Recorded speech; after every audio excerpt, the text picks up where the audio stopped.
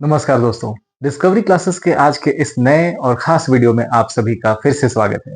मैं हूं मोहन कुमार और आज मैं फिर से हाजिर हूं आपके लिए लेकर करंट अफेयर्स के कुछ ऐसे चुनिंदा प्रश्न और उनके सही उत्तर जो आपके आने वाली परीक्षाओं में आपको बिल्कुल सफलता की ओर ले जाएंगे। चलिए तो आइए ज्यादा देर किए बिना शुरू करते हैं आज का वीडियो और सीखते हैं, देखते हैं सबसे पहला प्रश्न क्या है, सबसे पहला क्वेश्चन क्या है आज के वीडियो में। तो सबसे पहला जो क्वेश्चन है वो इस तस्वीर से रिलेटेड है और ये तस्वीर जो है वो आप सब जानते हैं कि ये कौन है। जी हाँ, ये है एक क्रिकेटर और नामचीन क्रिकेटर हैं ये। तो चलिए देखते हैं ये है कौन। तो सबसे पहले समझ लेते हैं इनका नाम, शाकिब अल हसन। जी हाँ, शाकिब अल हसन से रिलेटेड ये क्वेश्चन है स्टूडेंट्स। तो यहाँ ध्यान रखेंगे कि Shakib Al Hasan announced his retirement from which format of cricket.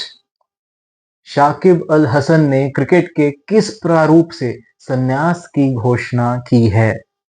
पहला ऑप्शन है वनडे इंटरनेशनल, दूसरा ऑप्शन है T20 यानी कि 2020 क्रिकेट फॉर्मेट, तीसरा ऑप्शन है टेस्ट क्रिकेट मैच या फिर सभी फॉर्मेट्स यानी कि all the formats of cricket. तो चलिए देखते हैं कि इसका सही उत्तर क्या होगा। तो आपको क्या लगता है कि क्या इसका सही उत्तर होना चाहिए? आप भी इसका अनुमान लगा सकते हैं। चलिए देखते हैं सही उत्तर।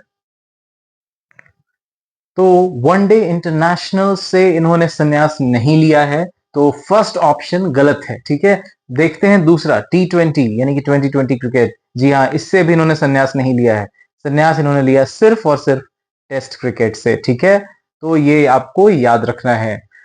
शाकिब अल हसन, ठीक है, शाकिब अल हसन इन्होंने संन्यास लिया है सिर्फ किससे? जी हाँ, टेस्ट क्रिकेट। तो स्टूडेंट्स चलते हैं, अब देखते हैं आज का दूसरा प्रश्न यानी कि सेकंड क्वेश्चन। ये क्या है? India and Indonesia. जी हाँ, भारत और इंडोनेशिया से संबंधित ये क्वेश्चन है। देखते हैं क्या पूछता है ये हमसे। India and Indonesia recently celebrated how many years of their diplomatic relations. यानी कि भारत और इंडोनेशिया ने हाल ही में अपने राजनयिक संबंधों की कितनी वर्षगांठ मनाई। यानी कि यहाँ पर जो डिप्लोमेटिक रिलेशन है इंडिया एंड इंडोनेशिया का, उसका कितना साल हो चुका है, कितने वर्षगांठ हम लोग मना रहे हैं। तो चलिए देखते हैं चार विकल्प जो दिए गए हैं। पहला ऑप्शन है 50th एनिवर्सरी, दूसरा ऑप्शन है 60th एनिवर्सरी, तीसरा ऑप्शन है 75th एनिवर्सरी और चौथा और आखिरी ऑप्शन है 100th एनिवर्सरी। चलिए देखते हैं इसका सही उत्तर क्या होगा। तो सही उत्तर क्या 50th सेंचुरी होगा, 50th एनिवर्सरी होगा? बिल्कुल नहीं।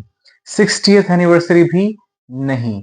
सही उत्तर है सिर्फ 75th एनिवर्सरी। जी हाँ स्टूडेंट्स, 75th एनिवर्सरी इंडिया और इंडोनेशिया के बीच डिप्लोमेटिक रिलेशंस के हैं और उसे हम मना रहे हैं। जी हाँ, चलिए यहां पर आप देख सकते हैं 1949 से भारत और इंडोनेशिया का ये जो राजनयिक संबंध है ये शुरू हुआ और 2024 में आकर इसने अपना 75 इयर्स कंप्लीट किया। तो भारत और इंडोनेशिया अपने डिप्लोमेटिक रिलेशन का कौन सा वर्षगांठ मना रहा है? जी हाँ, 75वीं वर्षगांठ मना रहा है। चलिए देखते हैं अब अगला प्रश्न यानी कि क्वेश्चन नंबर 3। तो क्वेश्चन नंबर 3 है ये, Who assumed the chairmanship of the Asian Organization of Supreme Audit Institutions? जी हाँ, एब्रीवेशन में कहें तो ASOSAI, यानी कि फिर से देख लेते हैं, Asian Organisation of Supreme Audit Institutions in 2024। जी हाँ, 2024 में एशियाई सर्वोच्च लेखा परीक्षा संस्थानों के संगठन, जिसे हम ASOSAI कहते हैं, की अध्यक्षता किसने की? ऑप्शंस हैं controller and auditor general of Japan, controller and auditor general of India, controller and auditor general of China या फिर controller and auditor general of south Korea. तो चलिए देखते हैं सही उत्तर क्या होगा। सही उत्तर देखते हैं कि क्या होगा। जी हाँ, सही उत्तर होगा बी, ऑप्शन बी, यानी कि controller and auditor general of India, हमारा देश। ठीक है, चलिए देखते हैं। CAG of India assumes chairmanship of Asian Organization of Supreme Audit Institutions for 2024 to 2027। तो आपकी परीक्षाओं में इसका कार्यकाल यानी कि अवधि काल पूछा जा सकता है, टेन्योर पूछा जा सकता है। तो ध्यान रखेंगे कि यह 2024 यानी इस साल से लेकर 2027 तक है, ठीक है। और यह 16th ASO SAI असेंबली हुई है। 2024 में 16वीं ASO SIA असेंबली हुई है। ये भी परीक्षाओं में पूछा जा सकता है, ठीक। चलिए बढ़ते हैं अब अगले प्रश्न की ओर, यानी कि क्वेश्चन नंबर 4 की ओर।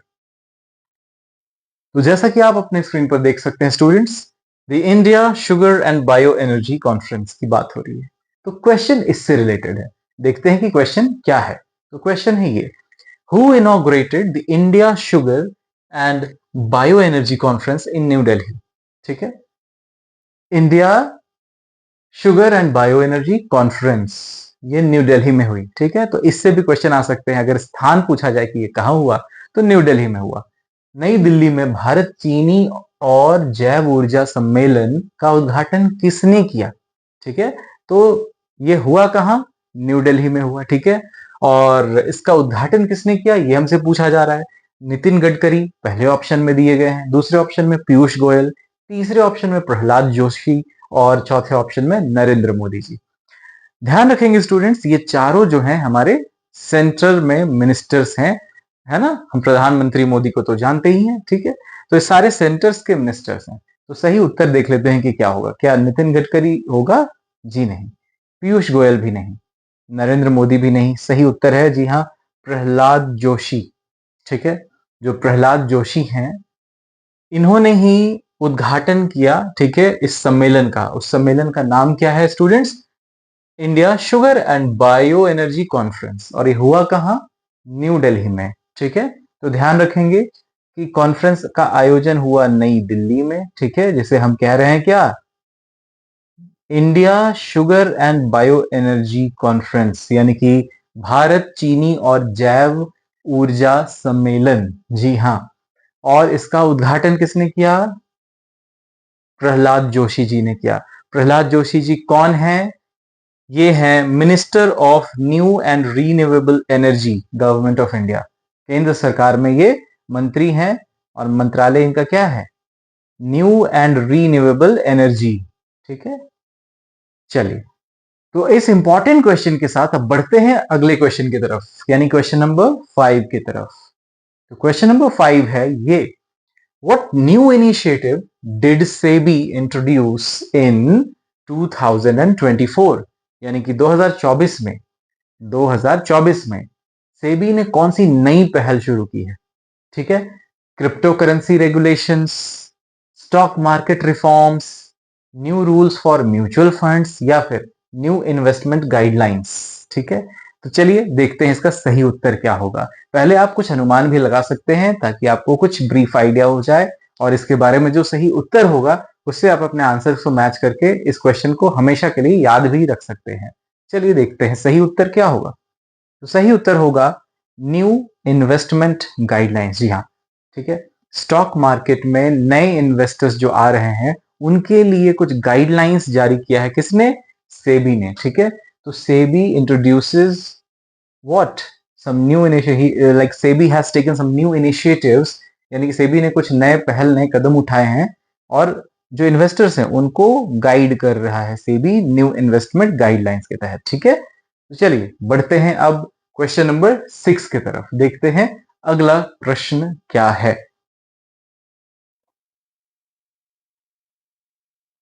क्वेश्चन नंबर 6 पूछता है, India was elected to which steering committee in 2024? 2024 में भारत को किस संचालन समिति में चुना गया? ठीक है, यानी कि भारत को 2024 में किस चीज के, इन ऑप्शंस में से दिए गए ऑप्शंस में से किस चीज का संचालन का कार्यभार सौंपा गया? ठीक है, या कह सकते हैं उसमें सिलेक्ट किया गया। तो ऑप्शंस आपको दिखाई दे रहे होंगे। फर्स्ट ऑप्शन है United Nation Security Council, second option है global innovation network, third option है ग्लोबल ट्रेड ऑर्गेनाइजेशन, और फोर्थ ऑप्शन है ग्लोबल नेटवर्क स्टीयरिंग कमिटी। तो कंफ्यूजन में नहीं आना है स्टीयरिंग कमेटी सुनकर कि यहाँ ऑप्शन में भी आपको स्टीयरिंग कमेटी दिखाई दे रहा होगा। ठीक है, लेकिन आपको अलर्ट रहना है। तो जी हाँ, यहाँ पर सही आंसर है क्या? Option D, global network steering committee. ठीक, इन जनरल क्या होता है कि जब हम ऑप्शंस देख रहे होते हैं, ठीक है, तो कुछ कंफ्यूजन अराइज होते हैं। इन कंफ्यूजन में नहीं पढ़ना है आपको। तो क्वेश्चन नंबर 6 का सही आंसर है ऑप्शन डी, यानी कि ग्लोबल नेटवर्क स्टीयरिंग कमेटी। जी हाँ, ठीक है।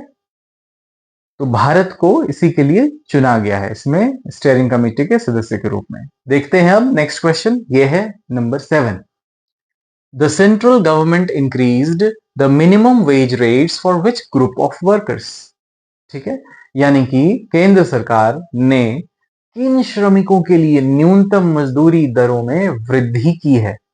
Agricultural workers, factory workers, all types of workers, या फिर कंस्ट्रक्शन वर्कर्स। ऑप्शंस ध्यान से समझेंगे। Agricultural workers, factory workers, all types of workers, या फिर कंस्ट्रक्शन वर्कर्स।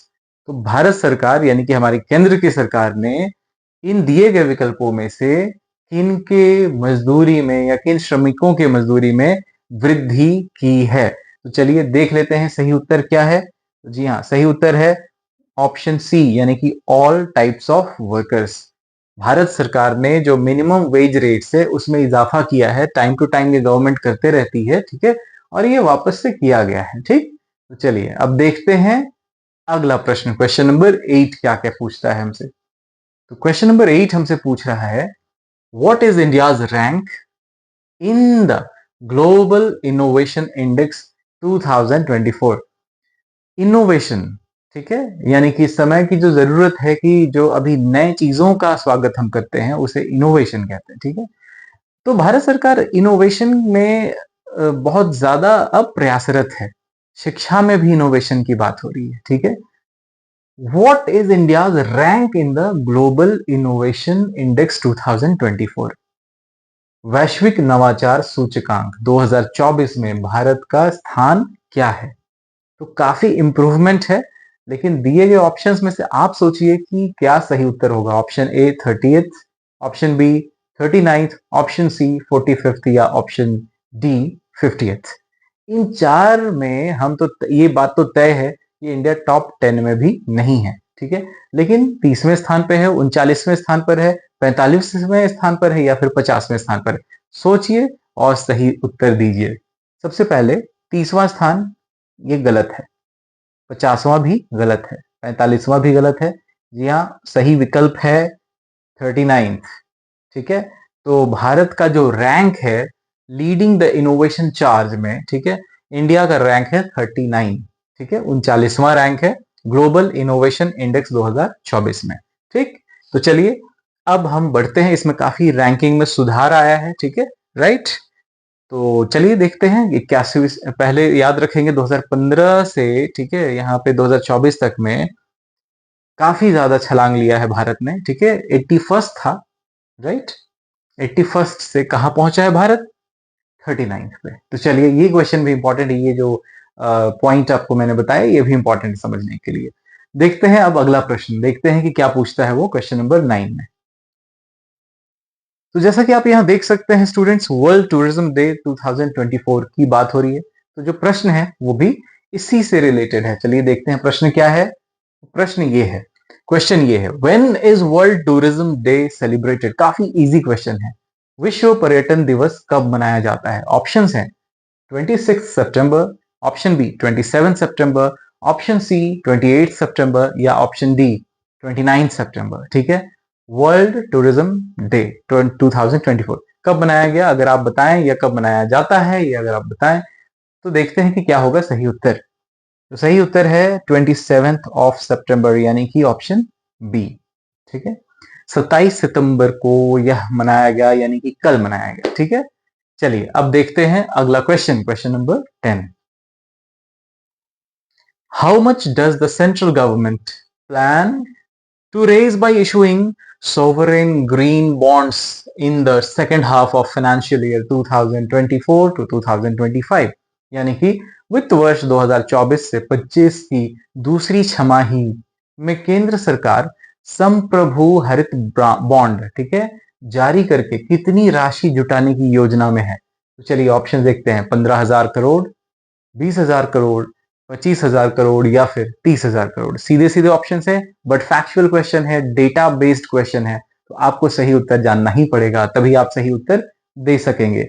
जी हाँ, भारत जो वित्त वर्ष 2024-25 है, ठीक है, उसके दूसरे छमाही में जो योजना है केंद्र सरकार की, वो सॉवरेन ग्रीन बॉन्ड्स, यानी कि लाइक फाइनेंशियल रिटेंशन के लिए सरकारें जो होती हैं वो सॉवरेन बॉन्ड्स जारी करती हैं। अब यहाँ सॉवरेन ग्रीन बॉन्ड्स जो हैं, ठीक है, उसके जरिए सरकार कितना जुटाएगी? तो भी हाँ, 20,000 करोड़ रुपए जुटाने के प्लान में है गवर्नमेंट, ठीक है। तो इस सॉवरेन ग्रीन बॉन्ड्स का बेनिफिट भी समझ लें आप, ठीक है। बेसिकली ये एक बहुत नोबल इनिशिएटिव है, राइट, जिसमें कि एफडीआई यानी कि फॉरेन डायरेक्ट इन्वेस्टमेंट जो है वो आकर्षित होती है। देखिए, एफडीआई जो है ये किसी भी देश के लिए बहुत जरूरी है। फॉरेन डायरेक्ट इन्वेस्टमेंट जब तक लिबरलाइज नहीं किया जाएगा तब तक जाहिर सी बात है कि विदेशी कंपनियां ज्यादा इन्वेस्टमेंट करेंगी नहीं। जब इन्वेस्टमेंट ज्यादा नहीं होगा तो जाहिर सी बात है कि देश की तरक्की, आर्थिक तरक्की कहीं ना कहीं बाधित होगी। तो बस उसी से रिलेटेड है, मैं आपको नटशेल में समझा रहा हूं। सॉवरेन ग्रीन बॉन्ड्स जो है काफी नोबल इनिशिएटिव होने के साथ साथ फॉरेन डायरेक्ट इन्वेस्टमेंट को भी अट्रैक्ट करती है, और ये लोकल मार्केट को भी ग्रोथ देती है, ठीक है, ऊर्जा देती है ताकि वो फले फूले, ठीक है।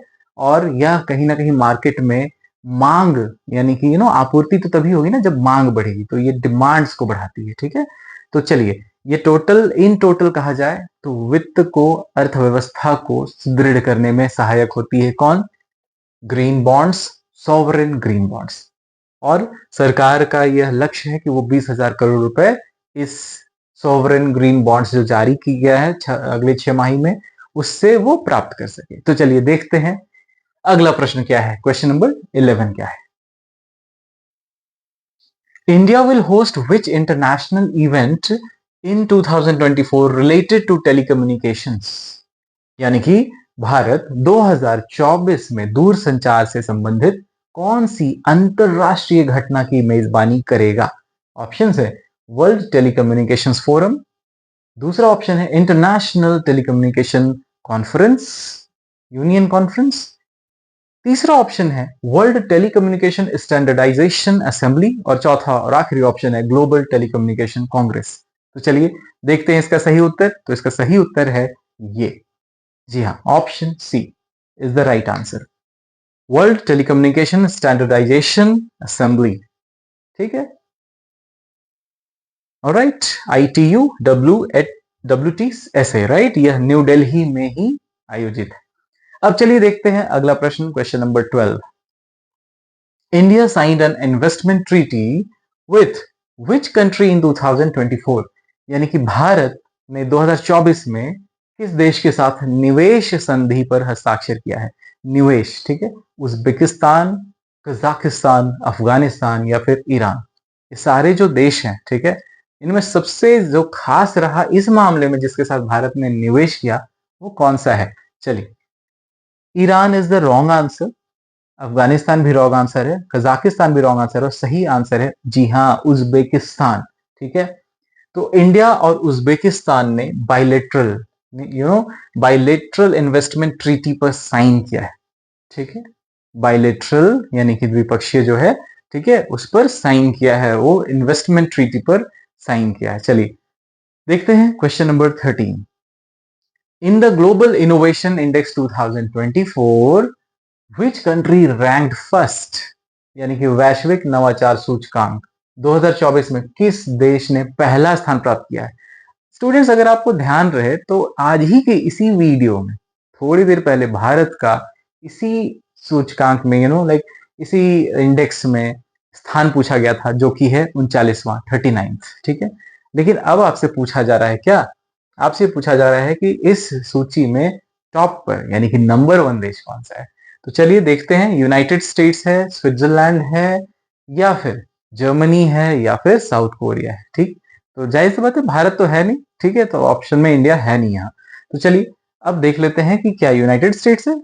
जी नहीं, साउथ कोरिया भी नहीं है, जर्मनी भी नहीं है, तो सही ऑप्शन है स्विट्जरलैंड, ठीक है, right. The world's most innovative countries में स्विट्जरलैंड जो है वो टॉप पर है, रैंक 1 है, ठीक है। स्वीडन उसके बाद दूसरा है, तीसरा है यूनाइटेड स्टेट्स, फिर है यूनाइटेड किंगडम चौथे पे, पांचवे पे है सिंगापुर, छठे पे है फिनलैंड, सातवें पे है नेदरलैंड्स और आठवें पोजीशन पे है जर्मनी और भारत 39th। चलिए बढ़ते हैं आगे, देखते हैं अगला question, question number 14। The World Tourism Day celebrated on 27 September had which theme in 2024? यानी कि 27 सितंबर 2024 को मनाए गए विश्व पर्यटन दिवस की थीम क्या थी? आपके पास ऑप्शंस हैं, green tourism, tourism and peace, sustainable travel या फिर कनेक्टिंग कल्चर्स। एक बार ऑप्शंस फिर से देख लीजिए, green tourism, tourism and peace, sustainable travel या फिर कनेक्टिंग कल्चर्स। जैसा कि हम सब जानते हैं, अभी थोड़ी देर पहले भी यह प्रश्न हम डिस्कस किए हैं, ठीक है, इससे जुड़ा हुआ प्रश्न था, ठीक। वर्ल्ड टूरिज्म डे कब मनाया जाता है? तो वो था आंसर 27 सितंबर। अब इससे जुड़ा हुआ थोड़ा ब्रॉड क्वेश्चन या इन डेप्थ क्वेश्चन अगर आ जाए एग्जाम में कि भाई 2024 में जो मनाया गया उसका थीम क्या था, चलिए देखते हैं इसका थीम क्या है इन ऑप्शंस में से, ठीक है। तो ध्यान रखेंगे, ग्रीन टूरिज्म तो बिल्कुल नहीं है, कनेक्टिंग कल्चर्स भी नहीं है, सस्टेनेबल ट्रैवल नहीं है, तो बिल्कुल ऑप्शन है बी, टूरिज्म एंड पीस। जी हाँ, वर्ल्ड टूरिज्म डे 2024 जो मनाया गया उसमें टूरिज्म एंड पीस जो है वो है इसका सही उत्तर, जो कि है इसका थीम, टूरिज्म एंड पीस, यानी कि टूरिज्म एंड यानी कि पर्यटन एंड शांति, पर्यटन और शांति। चलिए देखते हैं अब आज का आखिरी प्रश्न, क्वेश्चन नंबर 15। तो जैसा कि आप यहां देख सकते हैं इस तस्वीर में, उज्बेकिस्तान के साथ, ठीक है, right, India and Uzbekistan, Uzbekistan के साथ जो भारत ने संधि की है उससे संबंधित है। तो India and Uzbekistan signed an investment treaty to boost cooperation in which sector? Sector क्या है खास? भारत और उज्बेकिस्तान ने किस क्षेत्र में सहयोग बढ़ाने के लिए निवेश संधि पर हस्ताक्षर किया है? ऑप्शन है इंफ्रास्ट्रक्चर, फार्मास्यूटिकल्स, टेक्नोलॉजी या फिर एनर्जी। ऑप्शन एक बार फिर से देख लीजिए, इंफ्रास्ट्रक्चर, फार्मास्यूटिकल्स, टेक्नोलॉजी या फिर एनर्जी। तो चलिए देखते हैं इसका सही उत्तर क्या होगा। क्या इंफ्रास्ट्रक्चर सही आंसर है? जी नहीं। फार्मास्यूटिकल्स नहीं। टेक्नोलॉजी नहीं। आंसर है डी। जी हाँ, आंसर है डी यानी कि एनर्जी। तो दोस्तों आज के इस वीडियो में हम जो क्वेश्चंस लेकर आए वो काफी सिलेक्टिव क्वेश्चंस थे। आपको इधर उधर की बातों को सुनना नहीं पड़ा, सीधे सीधे हमने एमसीक्यूज देखा और उनके सटीक उत्तर देखे। हम अपने सारे वीडियोस में यही करते हैं। अगर आप हमारे चैनल पर नए हैं तो प्लीज इसे सब्सक्राइब कर लें, वीडियो को लाइक जरूर करें और अपने दोस्तों के साथ शेयर जरूर करें, क्योंकि हमारे सारे वीडियोस काफी इंफॉर्मेटिव हैं और हम आपके लिए निरंतर कुछ ना कुछ नया लेकर आते हैं और करंट अफेयर्स के वैसे वस्तुनिष्ठ प्रश्न यानी कि एमसीक्यूज लेकर आते हैं जो आपकी परीक्षाओं में आपसे बिल्कुल पूछे जा सकते हैं। चलिए इसी बात के साथ आज की वीडियो को यहीं समाप्त करते हैं। मिलते हैं आपसे अगले वीडियो में। अपना ध्यान रखें। जय हिंद।